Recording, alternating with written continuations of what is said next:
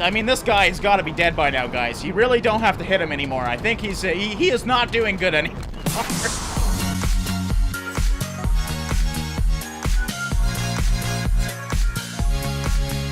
Welcome back, everybody, to another episode of Totally Accurate Battle Simulator. So, once again, I released another episode of this, and you guys gave me so many unique ideas that I want to do another episode, because a lot of them seem extremely fun. So, we're going to do another viewer request episode, just playing around in the sandbox. This first request comes in, and it is called Riot Control.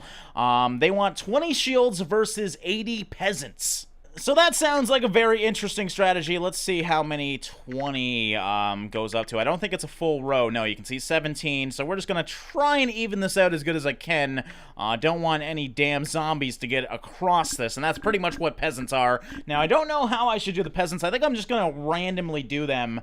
Actually, no, yeah, we're going to do waves of them, I think. So we're going to do one wave of like 20 and then a wave behind that. And then we're just going to pile them on top. Okay, so there we go. We got 20 shields over here, just a nice wall of shields, and then 2 walls of peasants over here. It's essentially a zombie plague. Now, let's see if these guys can survive this. I'm going for the shields. I think they're going to be able to hold out quite well. The issue arises if these guys can get behind the shields, and a lot of them. We got a couple behind right now. Actually, they're getting behind really quickly. I was expecting, you know, them to kind of hold them off into a wall and hopefully pile on top of all the peasants, but it's looking like the peasants, just by strength and numbers here, might have the upper hand. It's really hard to tell, because one of these shields can take down like 3 or 4 peasants if they're lucky, but, oh, these guys are being overrun over here by the peasants. Definitely peasants winning over there, but we do have some shields to come back and hopefully help them out. Oh, this is really good. I'm thinking, though, yeah, the shield bearers definitely have the upper hand. It's 3 peasants versus 3 shield bearers right now. And, of course, you want the team with the shields, because they got a little bit more defense. But there we go. Actually, there was... That's not too bad. There was only 2 shield bearers left. So we started with 20 and 80, and 80 peasants actually took out 18 of the shield bearers. Okay, I'm pretty certain we already did this one once, but a lot of you guys requested it. Poachers versus archers. Now, I just did 1-to-1. So, yes, technically, the archers should have a huge advantage against the poachers. You can see the money spent, 4,500 versus 2,100. I also put them at distance over here, so the archers do get a chance to at least do quite a few shots before the poachers get in range, and the archers are out of range. Because if you don't know, the archers like to shoot in an arc. If you get in between that arc, you are totally safe. So let's see what happens here. Again, I think I've already tested this one. I don't even know which ones are archers and which ones are poachers. I believe these are the poachers over here. They're the ones with the smaller bows, yes. So we'll see if they can survive the wall of arrows that are going to hit them right now. Oh, this is going to be good. There they go. They're starting to be knocked down. Wait for the second shot. This one's going to take out a lot. Oh, they're not taking out enough of them, though. These poachers are going to come in and kick these archers' asses. And remember, the poachers are twice as cheap, actually probably cheaper than the archers. There we go. The poachers just took out those fucking archers. And that's why I think the archers are a little bit too expensive. I mean, they're more expensive than shield bearers, for God's sakes. Now, they do have their advantage if you can keep the enemy in range, but obviously in this test, the poachers had the clear advantage there. Sticking with the archers, someone was interested in the formations and how they help a unit. So they wanted a wall of archers, so I'm going to do 31 archers. Let's just do 30 to keep it even, versus a blob of archers. So we want 30 archers in kind of like a blob here. Oh, we actually already got more than 30, so we'll do something like that. So yeah, basically a wall versus a blob. Obviously, the wall is the more strategic placement of units, at least in my opinion, but we might be surprised here. Let's see what happens. So the wall versus the blob. Okay, it looks like we already lost most of our posts because they were too close together, but maybe they can come back here. And, yeah, it's not looking too good, guys. The wall is the clear winner here in this regard. These guys don't even have their bows anymore. Oh, my God. What's going on with this guy's arm? Like, seriously. Oh, my God. It just took out, like, all of them. So there's, like, no one left. So this is why you use walls, guys. Walls are just... I don't think... killed 1. Okay, they killed 2 of them versus 30. So I didn't expect that to go as well as it did. I mean, that blob just did not do well at all. I keep forgetting there's a clear button here. I should really use that more often. Okay, and a lot of you requested just a simple catapult war, so we got 30 on 30 here. I don't think I should go any higher than this. Oh, this looks so cool, though. Oh, look at them. They're just crashing into each other. But the red got the clear advantage there in shot. I don't know why, but that was really interesting. Look at this. It's just a wall of rubble right now. They can't even shoot theirs off. God. Because their dead friends are all in front of them. I'm loving these glitches with the characters as well. They keep flopping around, and every now and then they'll turn into a big-ass noodle. But it's hard to tell who's winning because there's so many dead bodies in the middle. It's looking like I definitely think red has the advantage here. Is this guy dead? This guy's definitely dead here. Oh, this is gonna take a while, though. They have to get through the carcasses of their dead enemies to get to the live ones in the back, and it's harder than it seems.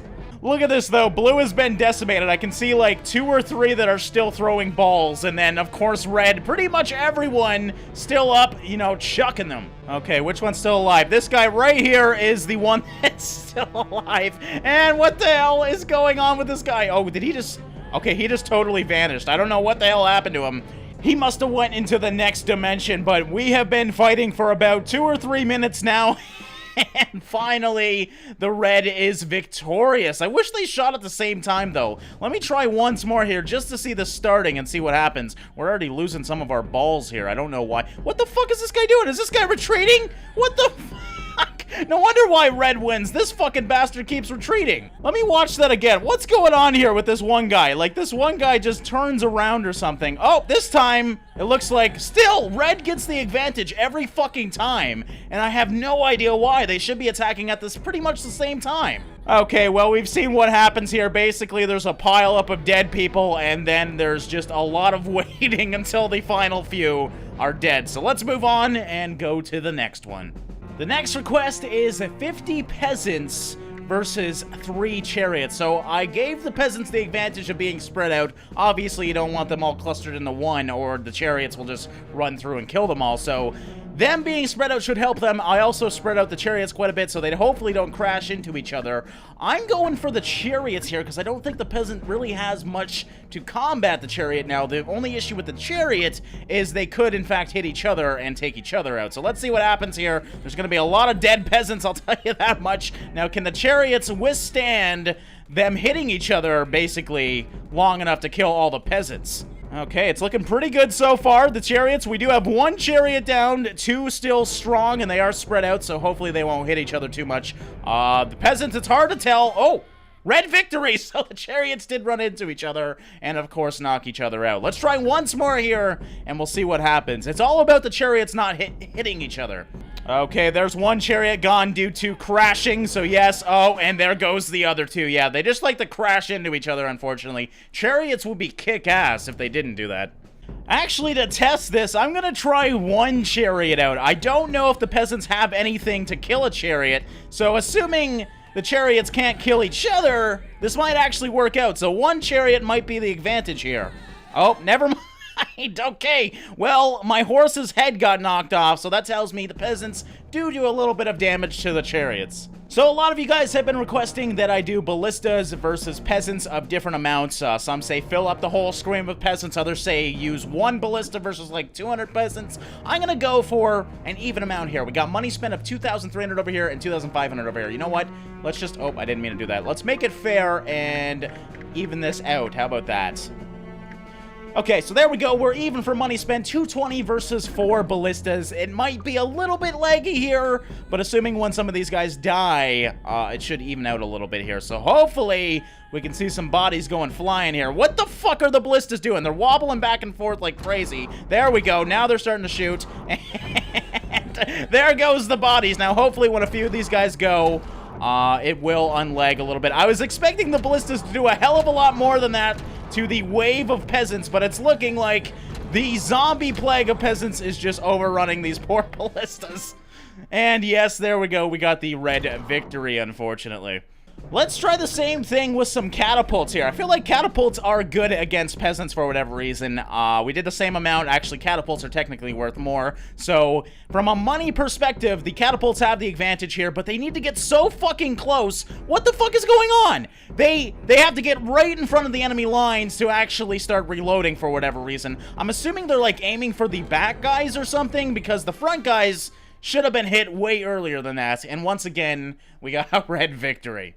Okay, now we're going to some classic formations, seeing how they pit off against each other. We got the Roman turtle formation on the left-hand side here. That is shields on the outside. We got spears right in behind them, and then in the middle there's a bunch of footmen. Over here we got what's called, at least according to my comments, let me just say, I don't know how these formations actually work. I'm just going based off of my comments. But this one over here is considered the English tactic. We got spearmen in a line at the front, then we got some footmen right here, and then a line of archers on the back. So I would say just a generic line strategy in the right. I tried to make them on par as much as I could at 2,620 versus 2,590 in terms of money spent. So we'll see which one does better here. So we got the Roman turtles here, which just fucking took over one of his shield guys. It looks like the turtle wall is not working as good as planned, but what is going on? The Romans did something drastic there. It's looking like this turtle formation did do really freaking well, though. We got a lot of guys still alive. I'm trying to ignore, you know, the rave of blue going on here. Still got a few archers alive that I think these shield bearers are definitely going to beat. We still even got some spearmen alive from the Roman formation. So it looks like the Roman turtle strategy was the best one. We still got one spearman guy here and one archer. Oh, come on, get that archer down. You guys can do it. Oh, God, it's going to take forever with these damn shield guys. Shield guys are great, but they're not good at killing people. They kind of just push them around and bully them until they fall over. There we go. We got the red victory for the Roman turtle formation. And I'm surprised how much this one was requested, just one boxer versus one boxer. Once again, I feel like I've done this already, but I'm probably wrong. So I'm gonna go for my homie Red over here. This is just the most basic fight you could ever have. Blue, with one knock to the head, wins it. Of course, the one I go for is the one that loses. You know what? Let's just try to get it here. Red, let's just do best of 3. How about that? So if Blue can do it again, it wins. If Red can do it, maybe they can come back. All right, come on, Red. You can do it, buddy. You can do it. Yes! There we go! Okay, so the final is here. We got one more fight to do to see if Red or Blue is, in fact, the better team. Come on, Red. I'm gonna stick with you, buddy. You look like you know what you're doing. No, you don't. Oh, this is so bad. Oh! We actually had a little bit of a fight there, and Red was victorious after all. The next one, simply called Bowling, is a wall of cannoners. We got those guys over here versus walls of shields. I actually got 3 walls of 81 shields total. Money spent over here is 5,100 versus 3,800. Obviously, the shields have the advantage here, but we'll see how many the cannoners can get before the shields get there. I just love the name of this one, simply called Bowling. The best name ever for something like this. All right, I hate how close these guys need to be to fucking start shooting. All right, shoot, quick. Come on! There we go! Well, we took out a few of them, but I don't think it's gonna be enough. Oh, we almost took out the full first wave! Ooh, this might be actually close, guys. Oh, yes, this is awesome, though. I love watching the destruction going on. I think these shields are gonna take over the cannons pretty quickly, though. Come on, little cannons, you can do it! I think maybe versus 2 lines, they might actually get it. I think that's pretty much on par with the money spent. But right now, it's not looking too good. Yes, there we go. We got the blue victory. So I think we're going to try that. Let's get rid of one line of these guys. I probably should have got rid of the middle line, but there we go. 3,540 versus 3,800. Now the cannons should have a little bit of the upper hand here, so we'll see if the smaller army will give these guys the advantage. Still gotta say, that is a lot of freaking shields to kill. I'm going for the shields right now. I want the cannons to win, but I don't think they're gonna be able to. They just have to wait too long to start shooting. They're basically only like 10 feet away from them. But, as you can see, they are killing a lot of these guys. I think the cannons are drastically underestimated. They're one of my favorite units. Okay, come on, guys. You can do it. You can do it. Oh, what the hell are these guys? How the hell did these guys make it this far over here? Like, they are all spread out. We got guys over at the fucking church. But it's looking like, oh, there's not, the cannons are not doing good at all. Yes, blue victory once again, unfortunately. And we'll go out with a bang here, quite literally. We just got Ballistas versus Ballistas. Once again, I thought I've done this one, but a lot of you guys are requesting it. So even if we've done it already, let's do it once more here and watch a lot of explosions going on here. I love their little wobble at the start. Oh god, they're all reloading at the same time. This is gonna be fucking amazing. No, we definitely haven't done this before.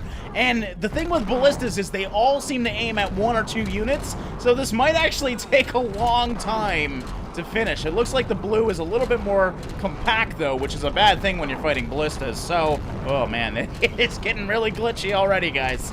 I mean, look at these guys. They are literally on top of each other. Like, the wheels of the back units are on top of the units in front of them, and my whole screen is just fucking vibrating this whole time. It is so damn annoying. I'm actually getting sick from looking at it. But for whatever reason, the red is staying spread out more, and the blue climbed on top of each other. Might be some sort of strategy going on here with blue. You never know. I'm actually thinking blue has a brilliant strategy here, because as you can see, red is aiming for this one spot on the ground for whatever reason, and not actually aiming anywhere else. On the other hand, blue still aiming for this spot. I mean, this guy has got to be dead by now, guys. You really don't have to hit him anymore. I think he is not doing good anymore. For whatever reason, when it comes to Ballista versus Ballista, it just never works out. It's just always totally broken. Like, someone might win here at the end. I don't fucking know. But what it looks like right now is they are just stuck in a wave of fucking Ballista shots that are not hitting anyone. Okay, guys, I really can't handle this anymore. The screen shake is just killing my eyes. It's looking like it is indeed glitched. Like, the whole fucking red team is just shooting right here. And all these guys in the back are already dead, so I'm not really sure why they're shooting here. I think the limitation of the actual shot just makes it impossible for them to fight each other because they are slightly out of range every time they try and shoot. So in this regard, it's a mystery who wins this one, guys. Obviously, it's a coin flip anyways. It's an even fight, 28 on 28. And yeah, I guess we'll never know who in fact wins. But yes, guys, that wraps it up for another episode of Totally Accurate Battle Simulator. I hope you enjoyed this fun-filled episode with your suggestions. And as always, if you guys want to see some more, feel free to link your suggestions in the comments below. Let me know what you guys want to see, and maybe we'll do another one. Still waiting for some new units to come out. I'm really excited for the development of this game, and I can't wait to see what they release in the near future. But yeah, guys, as always, I just want to say thank you for watching and liking, and I will see you in the next one.